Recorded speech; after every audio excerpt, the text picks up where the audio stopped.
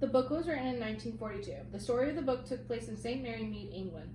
The story was set in a quiet village of British colonial times. Within the story, it includes a strong point of a British class system being followed. As you can see, this is the Gosson Hall. The Gosson Hall is a library located in the Bantry's home. The Bantry's home is a middle-class military home. First thing in the morning that happens within the household is that the first housemaid opens the curtains on the stairs, while the second housemaid uses a dustpan to brush in the passage outside. Also, the front door bolt is being drawn back and the wooden shutters are being opened in the drawing room. While all the housemaids wear printed dresses that rustle, as well as Mary, who draws the curtains as usual in the library, almost stumbled over the body in the library and found it. She then softly knocks on the Bantry's door as she tells Miss Bantry she found a dead body in the library. The dead body was a flamboyant figure of a girl with unnaturally fair hair dressing up off her face in elaborate curls and rings. Her thin body was dressed in a backless evening dress of white satin. The face was heavily made up,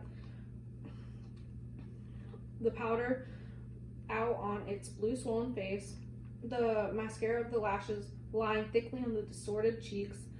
The fingernails were painted in a deep blood red, and so were the toenails and their cheap silver sandal shoes.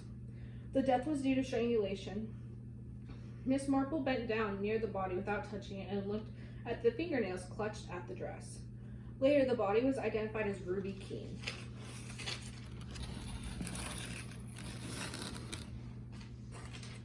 As you can see, this is the Majestic Hotel in Daynemouth. Daynemouth is a large, fashionably watering place on the coast not far away from the Gossington Hall.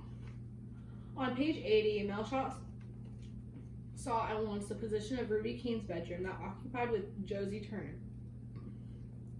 Their room was small, faced north onto a portion of the cliff that backed the hotel. The room was located at the extreme end of a mean and dingy little quarter that was ideal for the purpose of leaving the hotel without being observed. As well to be noticed in Ruby's room was a heap of letters and general rubbish in the pigeonhole of the massive mahogany desk that was located in the corner. The pile consisted of bills, receipts, theater programs, cinema status, and newspaper cuttings. Within the room, you could see her wardrobe. Since the door was opened, it showed a variety of rather flashy evening dresses, a row of shoes below, as well as some soiled underwear in the clothes basket, nail pairings, soiled face cleaning tissue, and nail polish in the waste paper. Also, the bathroom contained of many beauty items that was situated and shared between Ruby and Josie's room. Now, as you're looking, this is the Venn's Quarry, which is a remote spot far from any human habitation, and it was only 2 miles away from Daynemouth.